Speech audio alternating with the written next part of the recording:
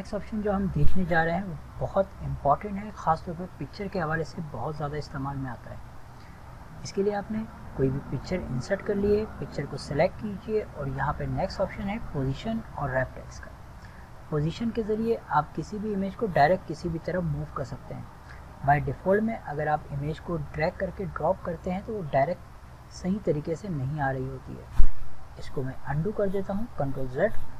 तो इसकी जगह आप पोजीशन में जाइए तो आप यहाँ से रैप टेक्स्ट डायरेक्ट भी कर सकते हैं। ये देखिए मुख्तलिफ किस्म के बने हुए हैं, सेंटर में पेज की चाहिए हो या फिर बिल्कुल कॉर्नर पे चाहिए हो। और यहाँ पे ये बिल्कुल आपको नज़र नहीं आ रही होगी, लेकिन मैं क्लिक करके आपको दिखाता हूँ कि बिल्कुल पेज के कॉर्नर पे इस जगह पर आपकी इमेज आ चुकी है।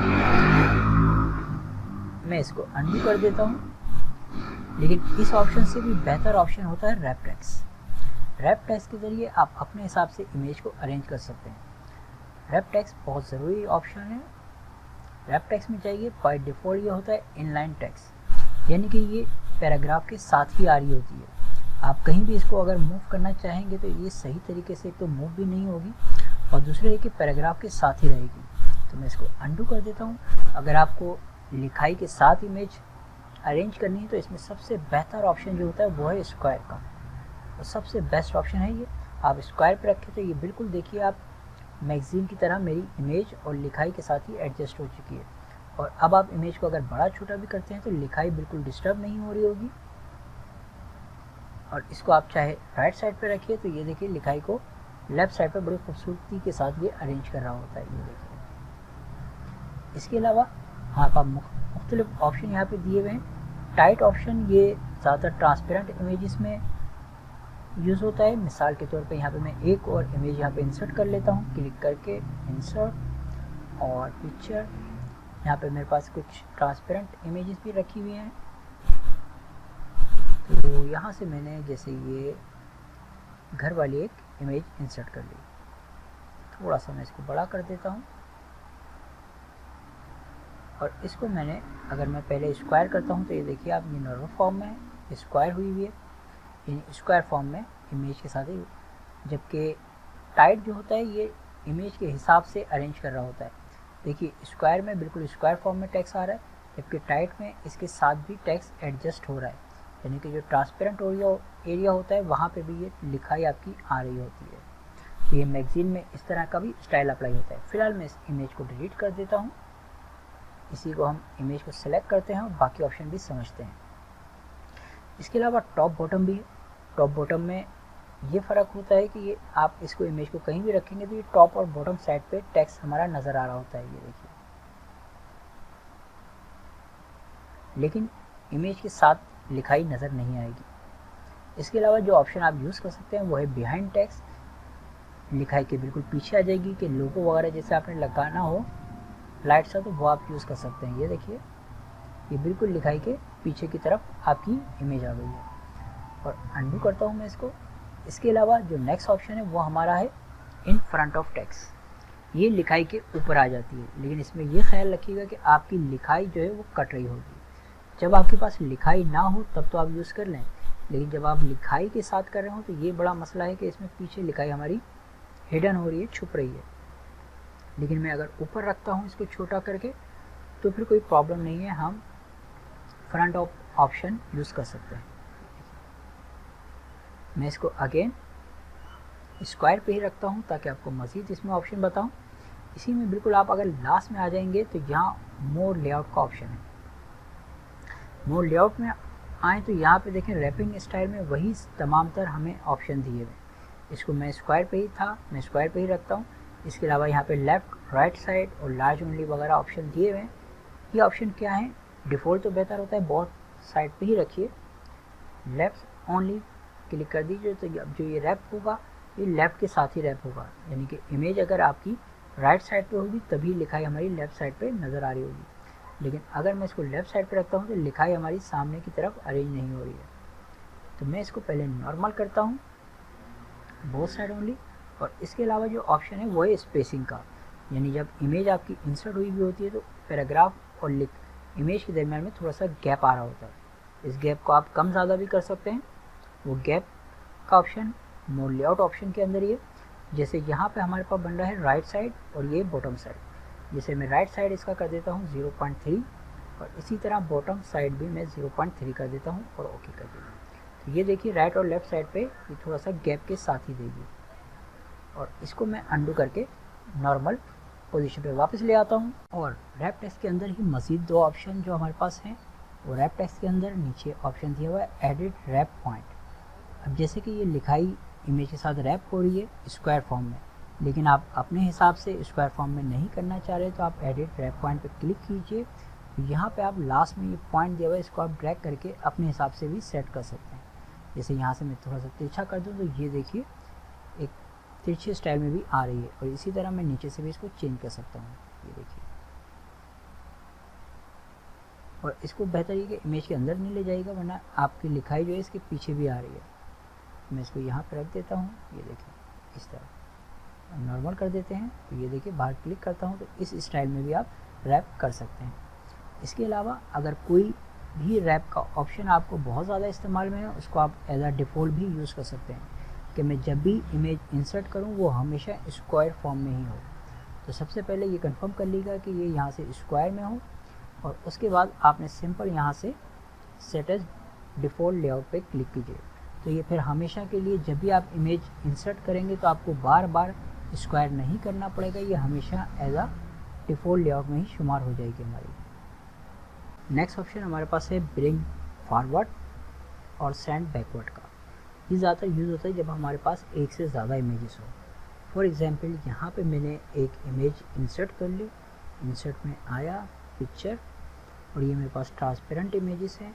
मैं इसको सिलेक्ट करके इंसर्ट कर लेता हूँ और इसको मैं रैप टेक्स्ट में स्क्वायर ही रखता हूँ, जैसे कि एक अदद यहाँ पे मेरे पास इमेज है। और इसके बाद मैंने एक और इमेज इंसर्ट की, पिक्चर में गया, फॉर एग्जाम्पल ये स्टार ले लेते हैं हम, या ये सर्कल भी यूज़ कर सकते हैं आप। एक बॉल ले ली है मैंने और इसको भी मैं स्क्वायर रख रहा हूँ। अब मैं इस इमेज को अगर यहाँ पे रखना चाह रहा हूँ, लेकिन मैं चाह रहा हूँ कि ये जो इमेज है ये बड़ी हो के इस कैम के पीछे आए, लेकिन यहाँ पे ये टॉप पे आ रही है क्योंकि इसको मैंने बाद में इंसर्ट किया है। तो इस ऑप्शन के ज़रिए हम इस इमेज को पीछे ले जा सकते हैं, सेंड बैकवर्ड। बस एक क्लिक करेंगे तो ये आपकी इमेज बैक साइड पे आ जाएगी इस तरह।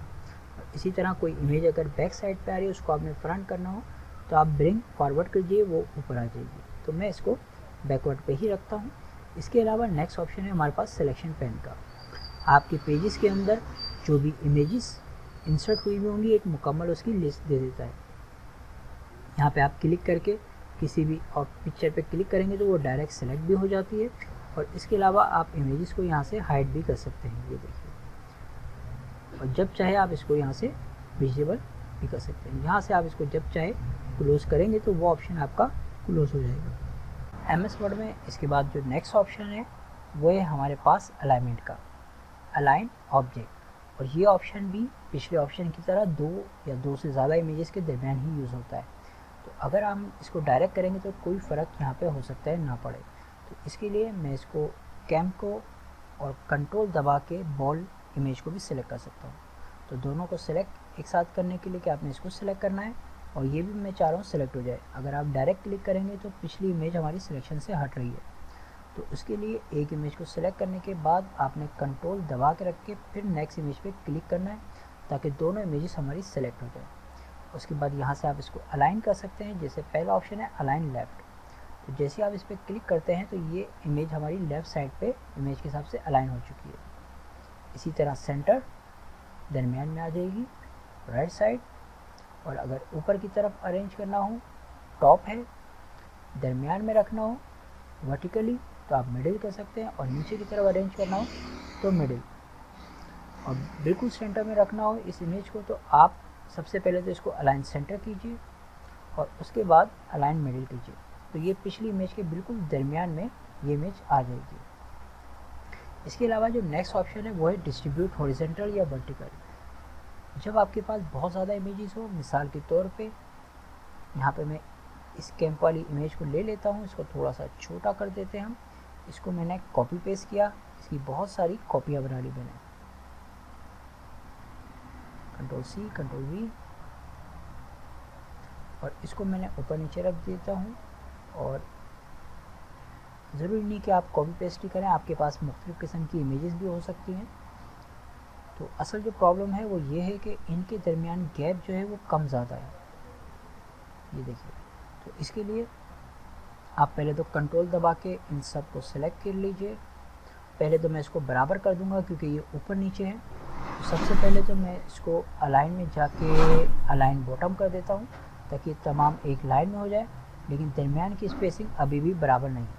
तो उसके लिए सिंपल हल यही है, आप यहाँ से जाएंगे और डिस्ट्रीब्यूट कर देंगे। अब क्योंकि ये हॉरिजॉन्टल में है तो आपने डिस्ट्रीब्यूट हॉरिजॉन्टल करना है। अगर ये लंबाई में हो तो फिर आपने इसको वर्टिकल का ऑप्शन भी यूज़ कर सकते हैं, जैसे कि डिस्ट्रीब्यूट हॉरिजॉन्टल पे मैंने क्लिक कर दिया। तो ये देखिए तमाम इमेजेस के दरमियान गैप बड़ा खूबसूरत सा बिल्कुल बराबर सा हो चुका है। इसी तरह इसी के ऑप्शन के अंदर अलाइन आपका बेस किसके ऊपर करे, यानी अलाइन टू पेज हो, अलाइन टू मार्जिन हो या सिलेक्टेड ऑब्जेक्ट हो। अब मिसाल के तौर पे अगर आप कोई भी इमेज अलाइन टू पेज कर देते हैं, बाय डिफ़ॉल्ट में ये मार्जिन हुआ है, मैं इसको अलाइन टू पेज कर देता हूँ तो ये पेज के हिसाब से अलाइन करेगा। यानी मैं इसको अगर सेलेक्ट करके टॉप पे क्लिक करता हूँ, अलाइन टॉप पे, तो ये देखिए पेज के बिल्कुल टॉप साइड पे अलाइन हो चुकी होगी, यानी मार्जिन को छोड़ के। लेकिन अगर मैं अलाइन टू मार्जिन पे रखता हूँ और अब मैं इसको अलाइन करता हूँ, जैसे अलाइन टू राइट साइड, ये देखिए मार्जिन के हिसाब से राइट साइड पे आ गई है। और इसी तरह हम लेफ़्ट साइड पे भी इसको लगा सकते हैं, ये देखिए। नेक्स्ट क्लास में हम मज़ीद इंटरेस्टिंग ऑप्शन पढ़ते हैं, जैसे कि group object, rotate, crop, size वगैरह, और दीगर ये remove background, colour correction, colour, और इसमें जो बहुत इंटरेस्टिंग से इफ़ेक्ट हैं वो हम देखते हैं नेक्स्ट क्लास में। हमारे YouTube चैनल को सब्सक्राइब ज़रूर कर लें, साथ ही बेल आइकन को दबा दीजिएगा ताकि नई आने वाली वीडियो आपको मिलती रहे। हमारी मेहनत और वीडियो आपको पसंद आए तो लाइक ज़रूर करिएगा, और साथ ही वीडियो के बारे में कोई भी सवाल पूछना हो या अपनी राय देनी हो, हमें अपनी कमेंट से ज़रूर आगाह करें।